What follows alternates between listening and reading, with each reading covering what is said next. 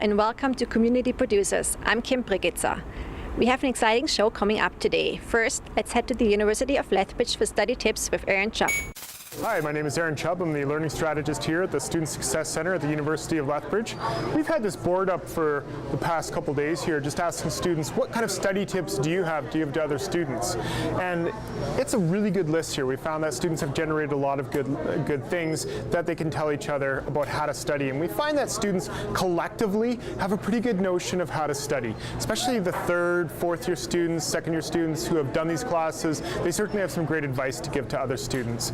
And so we find that it often is a collective experience, that it's not just, we can't just rely on one learning strategist or one writing center coordinator or one professor or one senior level students. It definitely is a team effort when it comes to student success.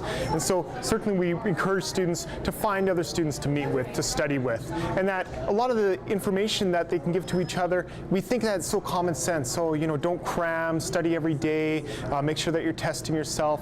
But sometimes it's hard to think of those things in the moment when you're frustrated about what to study and you're frustrated about the amount that you have to do, and maybe it feels like you're just not getting anywhere. So taking the chance to discuss with a learning strategist or with a professor or with another classmate, be able to reflect on those ideas, we definitely encourage students to do that. And you might find that you have the answer, but you just have to think about it a little bit. Students can go to uleth.ca/study-skills-services for a list of different studying techniques that they can use, and also book an appointment with a learning strategist or request a tutor. Again, it's definitely about that holistic approach, that it's not just a tutor that's going to help, it's not just a learning strategist, it's having a team that you're going to have to assemble yourself to get you through your university experience.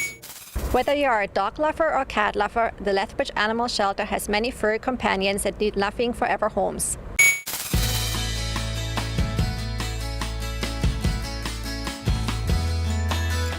I'm Officer Skylar Plug with Lethbridge Animal Services, and you're watching Pet Talk on Community Producers. On this edition, we're going to be talking about pet safety in the cold weather. But first off, let's meet Benny. This handsome man was found as a stray on the south side at the beginning of October and turned into Animal Services. With no identification, he was never claimed and is now available for adoption. We have had Benny neutered and vaccinated. He's happy and healthy and looking for a loving forever home. If you're interested in any of the animals available at the animal shelter, you can check us out on Facebook at Lethbridge Animal Services. You can call 403-320-4099. And remember, you can share the photos and videos of all our adoptable pets on your social media using the hashtag #OptToAdoptYQL. This is Colby. He was turned into Animal Services in September and is now available for adoption. Colby is only about 6 months old and is very, very energetic. He has been neutered and vaccinated and is looking for a loving forever home. He does need a strong leader and would be better off in a home without other pets. If you're interested in Colby, you can stop by the animal shelter, check us out on Facebook at Lethbridge Animal Services, or call 403-320-4099. During the month of October, we featured the Big Cat Christmas right here on Pet Talks. Unfortunately, we still have not found him a loving forever home, and he is available for adoption at the animal shelter. Christmas weighs in at just over 22 pounds, but he's super happy and looking for somebody to keep up with his diet plan. The shelter staff are hoping to get Christmas home by Christmas, so come on down and visit Christmas at the animal shelter. Now that the cold weather and winter has hit southern Alberta, we want to remind pet owners about safety in the wintertime. It's important to make sure that your outdoor pets have adequate access to food, water, and isolated shelter from the elements. It's important to check your pet's paws and face when they return from an outdoor walk in the snow for things like road salt and antifreeze, as these can be dangerous and poisonous. During the winter months, Animal Services often receives calls from concerned citizens about cats straying free in the snow. We do remind the citizens that feral cats are quite capable of finding their own shelter and food source in the winter and don't necessarily have to be taken off the streets. Domesticated cats who may be wandering from home will often return in a short time and are also very capable of traveling in the snow. If you do find an animal and are concerned about its well-being in the winter, you can turn it into Animal Services, or you can contact the Alberta SPCA for any animal welfare concerns.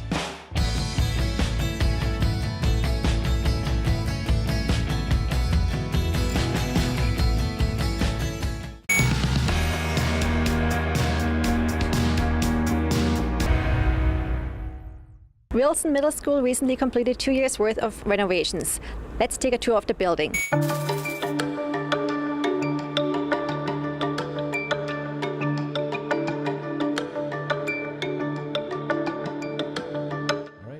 Dean Hawkins, principal at Wilson Middle School, here to tell you a little bit about our modernization and some neat things that we have within our building. When you walk into our building, you're going to come into a wide open area where we have a place where kids can hang out and enjoy the morning. Holds about 650 students. You walk through the main area, you turn right and you'll walk into the Learning Commons, which normally was called the library before, and it's a wide open area where kids can go in and get books and feel comfortable reading wherever they want to read. Also lots of learning areas within that. So we have our student assistance room available for students who either miss some school and need to catch up on some work, and they can come down and do that. And when you walk further down our large Learning Commons area, you'll see the cafeteria. When you walk into the cafeteria, you walk into the school, you can smell the cafeteria from the beginning. And that's where all the kids, we have breakfast available for kids, we have lunch available for kids, and then some snacks in the afternoon. And they're able to do that during their break times. When you turn right after the cafeteria, you'll come into our gymnasium. And the gymnasium is an area where we also have our drama center. So the stage is the drama center, and the gym is fully brand new gym with complete, fully furnished new floor, new lines. Walls are bright. We got fans and air conditioning in the gym. Just a very comfortable area that's welcoming, showing our school pride. And it's a pretty awesome gymnasium with all brand new backboards that are glass, and gives the kids a sense of pride. Walking onto the stage where we have our drama center, that's where we'll be doing our drama productions and our Remembrance Day assemblies and band performances. And so we're pretty proud of that area as well.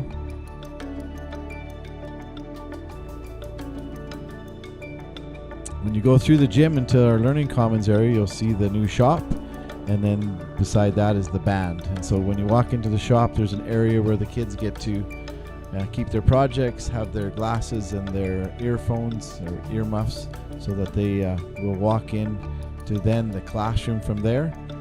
They'll get their instruction and then safety course, and then from there they'll walk into the shop, which is probably double the shop that we had before. We have a nice CNN machine in there, a lot of new technology that the kids get to use. So when they go into the classroom, they can use one of the 8 or 9 computers there, do some drafting, draft out their assignment, and then they can plug that into the CNN machine, and then they'll be able to create their project, which is pretty cool. When you come out of the shop and you go back into that Learning Commons, that's a grade 8 Learning Common area. And in there, you'll have a TV that's connected with the gym. There's a huge video wall in the gym that will be connected to all of the common areas. And I forgot to say that when we were in the gym. So that video wall is there for drama performances, for basketball, volleyball, badminton events. It's also there for our assemblies, so that we can increase the engagement for kids throughout, and we can video stream our basketball and volleyball, badminton events that we have. We'll go back to where we are in that grade 8 Learning Commons, and then you go into the band room, which is all fully refurnished and finished, with some breakout rooms for kids who are wanting to do some band testing and some rock band stuff for singing, and we have 5 rock bands right now that are going on. So the kids use those so that we separate and they can work quietly within those rooms. Outside, we have some pretty cool things that we put in over the summer. We have 2 outdoor fitness areas that the kids have been totally engaged in, and then we built a 6-court basketball court, and so that's just packed every single day and has really turned the feel around of our school and given kids lots of opportunities for things to do before school, after school, and during lunch hour. So one of the biggest things that you see in kids right now is the pride they have when they walk in. The parents and kids say, oh, this is kind of like a university, this isn't like a middle school. So they really get that pride that they're in a really special place, and that we've really built them a building where they can work, they can have fun, and they can collaborate together in a really awesome environment. And you can feel it throughout the building. You can feel it at lunch when kids are, can I go to this fitness area? Can I go to that one? And we've really opened it up to give them the opportunity to have more individualized say in where they're going. And so they have choices, which they never had before, and it's really empowered them. So we're pretty happy with what we've built in this community.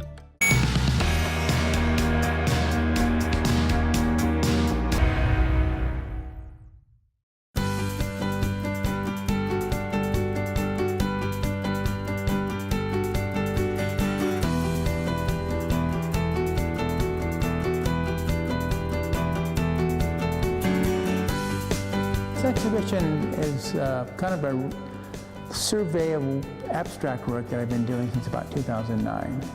So that there's like 3 different periods of for the work developed. And then talking with John, I thought it would be nice to put all the works together and then give people a chance to see the work that I've been involved with over the last 10 years, 8 to 10 years. A lot of times my work goes to Calgary, to galleries, and people don't get a chance to see it locally. So I thought it'd be a good idea to bring out and see what I've been working on over this period of time.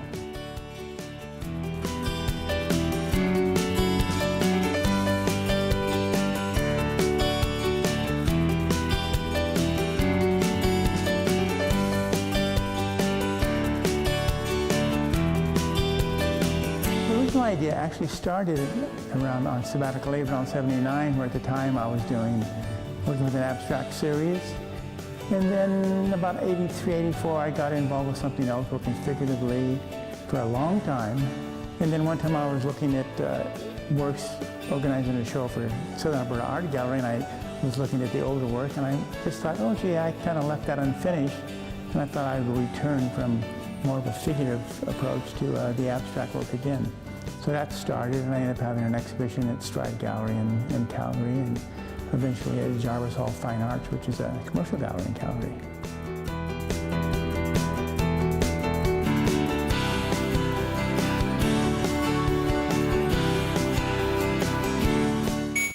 Hi, it's Constable Hagan with Lethbridge Police Service, and on today's version of Cop Beat with community producers, I'm going to interview Constable Brunning. Constable Brunning is one of the constables in the traffic unit, and as the weather starts to cool off and fall is quickly leaving us, we are going to eventually hit that winter storm season. So Constable Brunning, can you give us some tips on winter driving? Yeah, honestly, it's not that difficult. As the roads get worse, we need to slow down and leave more room between you and the vehicle in front of you. It's really fairly simple as far as that goes. Most collisions can be avoided by just giving yourself some more time and more space between vehicles. Perfect. So what about scraping our windows? Is it okay if I scrape just a little circle so the driver can see out of the window? No, it is not. Obviously, give yourself more time in the morning. Make sure you prepare. Start your vehicle early. Get your windows defrosted. Scraping out a little spot to see is not sufficient and is ticketable. Because obviously your vision is not ideal for driving. That's right. Okay, and what about snow on the top of my vehicle? I might get the snow off my hood because I know that that'll blow into my window, but what about the snow on the roof of my vehicle? Yeah, same situation. I mean, at the end of the day, everyone's cold and doesn't really want to spend much time scraping or snow off or ice off their windshield and off the roof, but it is potentially a problem if it's a big giant chunk and falls off and distracts other drivers or anything like that. It could be an issue, and it is ticketable again, depending on how much snow is on top and how much of a visibility issue is going to cause other drivers. Right, because it can cause visibility issues for yourself too, right? Because as the heat's up, the snow will then, as you hit this red light at a stop sign, the snow will then fall in front of your, right? And your windshield wipers probably aren't going to be able to get that off. It's pretty deep and heavy. So would you recommend changing out into some winter tires? Yes. Obviously, winter tires are going to give you better stopping distances. They're going to give you a better ability to get traction on the snow and on the ice. So if at all possible, get winter tires and make sure you're not doing it just on the front two or rear two, as some people like to do. Spend a little extra money. It's going to save you time in the long run, and like you can use them every year. They're not going to wear out in 1 year, so it's not something that you're going to have to buy new every year. But it is noticeable, the difference in stop time and in acceleration and that sort of thing with winter tires. Again, it's going to save you potentially getting in a collision that could have been avoided. And then I guess just one more question. What can you talk to us about snowplows and the recommendations in regards to snowplows when we see them on the roadway? At the end of the day, snowplow it's not illegal to pass a snowplow necessarily, as long as you're doing it safely. That being said, for the most part, it never is that safe to pass a snowplow. There's huge visibility issues. Every time you're going to pass it, there's potential for debris blowing up in your windshield and causing problems. So we recommend staying back. I mean, the snowplows actually move pretty good in the city. They're at a decent speed. It's not like they're going 5 kilometers an hour. So stay back at least 15 meters in town. And on the highways, if it's on the highway, try to stay back at least 150 meters and give it time to work. If you have to pass it for whatever reason, obviously do so carefully and making sure that you're watching your visibility and making sure you can see and get by. Perfect, thank you very much. So there you have it. Winter driving is definitely going to be upon us soon, so take those tips to drive safe.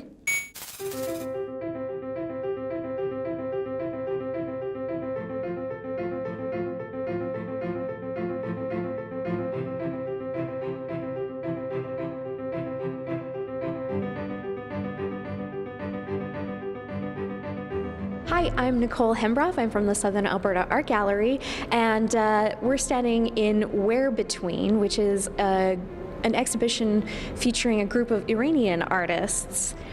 Really neat kind of approach to looking at cultural bridges and feeling in between.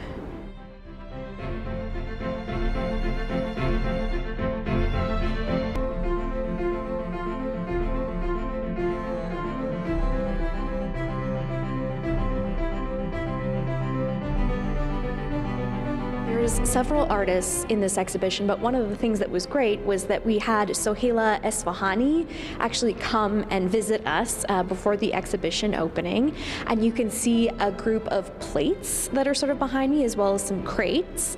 And she's actually worked a lot with patterns or objects of cultural significance. And so in particular, the plates are interesting because she actually talked to people who were from different countries and had them pick out images or plates that somehow signified their culture. But all of this is tied into a blue and white pattern, which actually originated in Iran or Persia.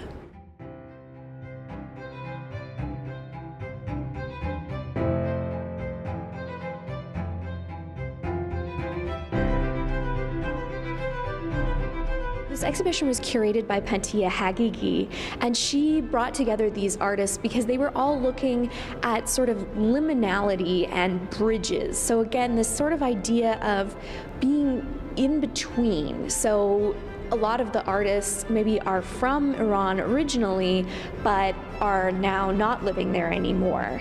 And so there's maybe this sense of like, how do you reconcile your own culture with the culture that you find yourself in?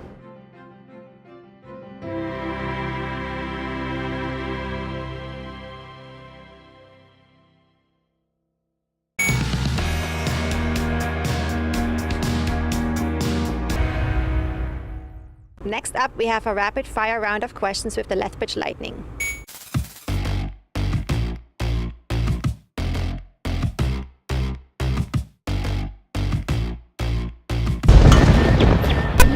Prime Minister, what is the first law you would pass? I'd definitely make a mandatory hour every day for hockey, definitely. Exercise days mandatory. National, everybody be nicer to each other. Wow, it's a tough one. You said not to take it seriously, but this is tough. Honestly, I don't know, probably increase the amount of physical activity. National cross-checking day. Everyone has to watch hockey, I don't know. What's your favorite memory of playing hockey?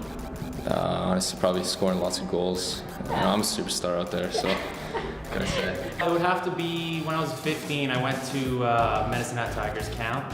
Yeah, it was really nice. My favorite memory was in novice, getting to play in the Saddle Dome as like 6 and 7 year olds. It was pretty fun. Probably winning the Heritage Junior League Championship in juniors. Back when I was a little kid, my dad, during his senior team games, after the games, he would take me out on the ice and grab me by my skates.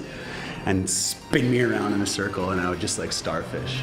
That's probably Awesome. I have to say I have a lot, whether it was my time in WHL, my time at Bronhorn University, or just playing the Max tournament when I was playing midget.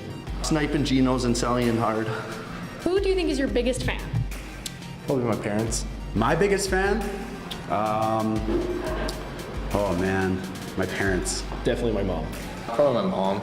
She's always there. She's always comes out to the games, supports me, so. Oh, I would have to say my family. Probably everyone. My biggest fan, I'd probably have to say Ashton's Intel. Yeah, if I had to pick Ashton. What's the best advice that you've ever been given? There's no crying in hockey. Just never give up. Carpe diem, live in the moment.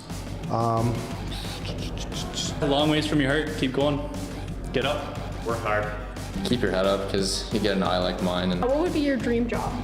My dream job. I would love to own a media business one day. Hockey player. Probably play in the NHL, to be honest. Obviously, being a pro hockey player would be the best, but at this point, I'd say a trainer, work with athletes, pro athletes would be a great one. What I do actually, framing. Other than hockey, I guess, framing. So. honestly, I'm at school to be a teacher, but probably a firefighter or something, maybe a policeman. Something fun, maybe a donut shop work, I'm not sure yet. Really any. We're still in the works, so. Figured it out. I'd probably be owning my own sports store, kind of being my own boss. What's your biggest fear? Biggest fear? Mice. Spiders. Same. Honestly, cutting up the middle, because then you get an eye like mine, and then it's not really that fun, so. Or spiders, either or. No, I'm scared of nothing, no. Definitely getting hurt in any way or form, yeah. Terrified of sharks. Stay out of the water. They're everywhere. So Jaws is a no-go for you. No, have you seen Sharknado? It's scary, scary. I would say that my biggest fear is losing people that I love. Snakes. And I'm in a bad position in Lethbridge with the rattlesnakes, but snakes for sure. If you could live anywhere in the world, where would you choose? Alberta. Probably Hawaii. Probably Florida. Probably at the hockey rink. Yeah, pack my bed up and stay at the hockey rink. You know, I like Canada, but I wouldn't mind being somewhere warm, maybe tropical. Yeah. I really like Mexico. Yeah. Fiji Island. Is there a hockey player that you idolized growing up? Peter Forsberg. I was told I played a lot like Kovalchuk, Kovalev maybe too, so. Probably Jagger. Guy's pretty sweet. Yeah, actually, Marc-Andre Fleury, he plays in Vegas now. I was lucky to watch him play in juniors, and I kind of based my style on him at first. So. Marty Brodeur. Did I idolize the Ryan Getzlaf? Wayne Gretzky, Yager, still idolize Yager. He's a beauty. Perfect. Can't you tell? Yes. Do you have a guilty pleasure? Ice cream and watching Netflix. McDonald's. Yeah, I really like sugar candy, like those bottle pops with the powder. Yeah. Those are delicious. I like ice cream. Hockey, really? That's DT double every morning, so I love my Tim Hortons, so. I like junk food. Nachos, tons of cheese. Yeah. So then, what's your go-to meal to cook? Probably nachos. Craft dinner, for sure. I am a big fan of pad thai, whether it's on rice or noodles. I would say that's probably one of stir fries. I don't cook. Basically the first thing I ever learned to cook, I think, was stir fry, so. I'm going grilled cheese every time. Chicken korma, basmati rice. I don't even know what that is. It's so that's good. probably Indian very, food. Oh, very, it's so very good. detailed. Perfect. Awesome. That's it.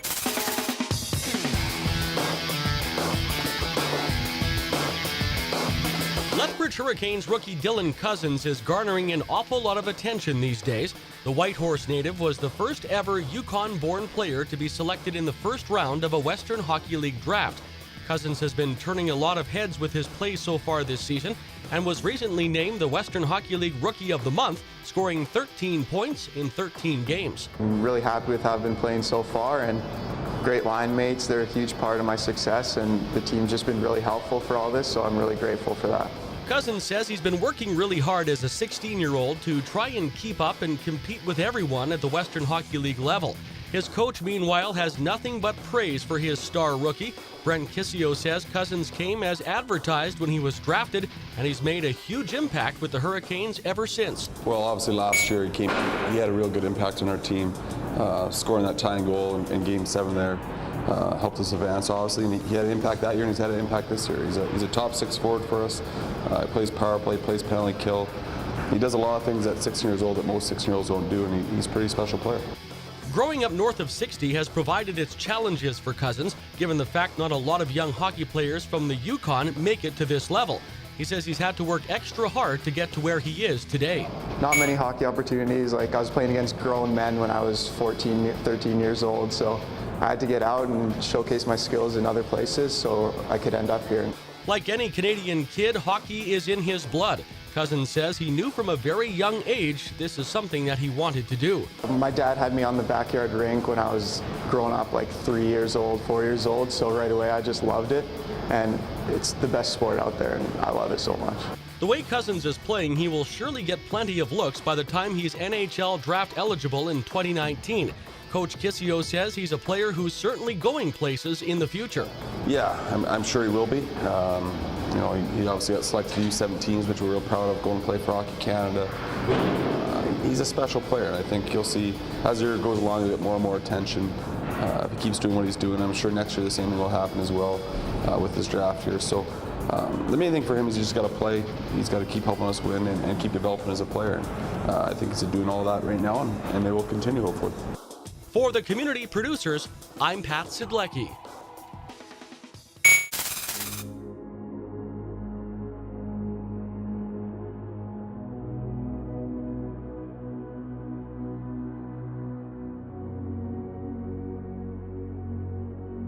Hi, my name is Nicole Hembrough, and I'm the Communications Coordinator for the Southern Alberta Art Gallery, and we're standing in Janine Frey Najutli's Red Rose and Ladie.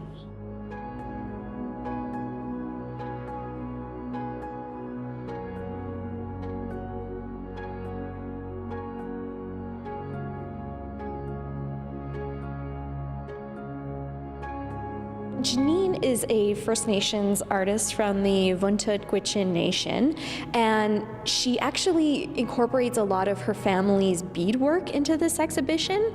So what she's done is she's actually pressed it into her skin and then transferred that onto the steel plates, using the natural oils from her body as well as like acetone and different other substances. So it's kind of an interesting like transmission of information, I think. What's also really interesting is I feel like she's really looking at a lot of unique ideas in terms of cultural transmission. And if you'll notice in the space, the beadwork isn't actually here. The only thing that we get are the impressions of her skin on the steel and the place where the beadwork once hung on the orange wall. And I think part of that is like almost a protection of all of these beautiful patterns that have been handed down from generations to generations.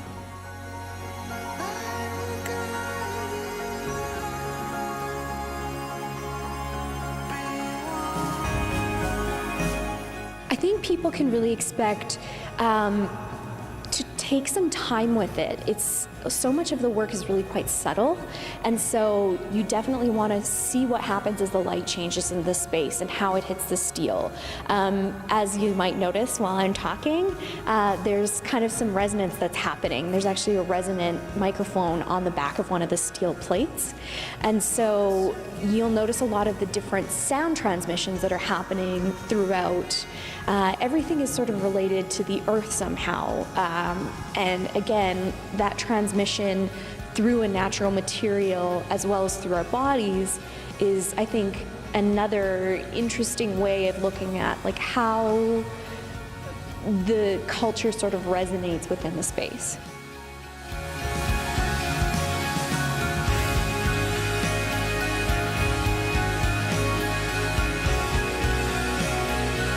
This exhibition is open until November 26th.